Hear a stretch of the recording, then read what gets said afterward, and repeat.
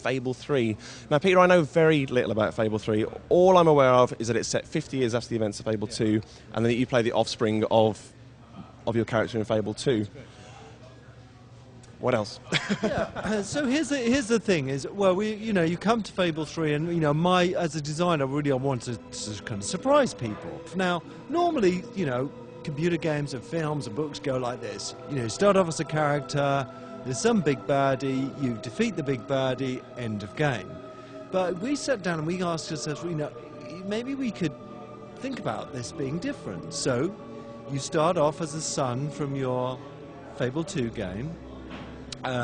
You're kind of a prince, but your older brother is the king, and he's a really evil, tyrannical king. And you can go out there, get a force behind you, build up this rebellion force, take on the king, your brother, defeat him, and that takes you to about the halfway point in the game. Right. Because from that point, you then become king, and then you can run the kingdom. And you can run any kingdom you like. If you want to have, say, no, I'm really, my kingdom is never going to have, not a single person's going to starve. You can try and do that. It's going to be tough to do. You can also do it and say, I'm going to take all the money and I'm going to just use it for me and my palace and my things that I want. It's not a particularly nice thing to do, but you can do that. And that's pretty, I think that's a pretty interesting side to the story. Knowing the Fable franchise to date, what it prides itself in is that it does have these various complex aspects, and what you're saying there sounds very similar, but that it manages to distill those and actually make them very simple for the player to understand and to actually enjoy. So running an entire kingdom doesn't become this over-complex case of micromanagement. Yeah, that it's very interesting, and what's so fascinating about this incredible thing which I realized, which was that over half the people who play Fable 2 use less than half the features of the game, and that sounded wrong. So it is all about simplicity and accessibility. There are some things that are missing. There's no health bar anymore, for example. We don't have experience anymore. There's another system called followers that are there, but I won't go into details. The morphing system, how you change and morph, is completely and utterly changed, from the ground up. It's not only you that morphs, it's anything that you use morphs. So I love the idea of crafting weapons, but why not have crafting weapons be based on what you do with a sword or a gun or with magic? And that means every weapon can be unique to you.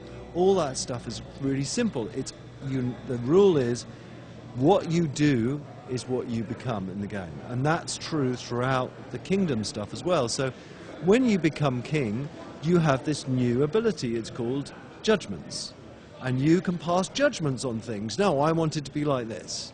And that's the main mechanic of how it runs. Great. And from a combat perspective, obviously I assume you're trying to keep the single button combat aspect of it.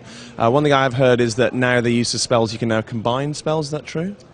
Yes. So the combat system has been overhauled. We've still got the single button. It's been distilled even more. So we've got 3 buttons, one for swords, one for guns, and one for magic. Each one of those buttons, if you tap it, you get a very quick attack. If you hold it, you build up and infinitely build up a more powerful attack. And we don't cap that. So if you hold the button down for 2 hours, you're going to get, thermonuclear explosion of an attack.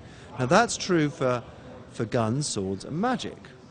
The cool thing is now magic is based around objects. And I'll give you an example, is rings. If you wear a magic ring on your finger, the magic ring of fire, you cast fire-based spells. If you wear the magic ring of storms, and the magic ring of fireball, then it combines the storm spell and the fireball spell. And that's really, really cool. I suppose the most memorable aspect of Fable 2 was the emotional connection that you developed with your dog. Does a dog make a return? Does a pet appear in this game? Yeah, we've got the dog. The dog is back.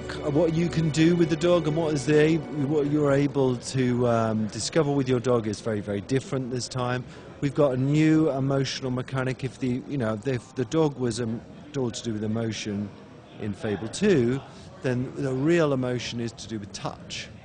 So we've got the trigger on the controller. If you pull it at any time, you can reach out your hand and touch things. I'm only telling you one aspect of touch at the moment, which is when you actually go up to somebody and you initiate a touch, this touch. If you know that person really well, you know, you may have a man hug, or, you know, if it's someone that you like, it may be a more tender embrace. If you're just meeting that person, you'll shake their hand. All of this also works with your co-op players as well. You also mentioned the cooperative aspect there. Were you also looking to develop that? Obviously, there were certain aspects that I think people wanted more out of Fable 2's co-op. Are you really seeking to address those issues that people had? Yeah, I mean, you know, the thing is that when you're designing something like Fable in the third, you'd be an idiot not to listen to people. And people very clearly said, you know, about co-op, they said, hey, we want our heroes in people's co-op world. We want our two dogs to meet. We don't want to be tied to a camera there, and we listen to all that stuff. Fantastic. Peter, always a pleasure. Thanks very much for your time.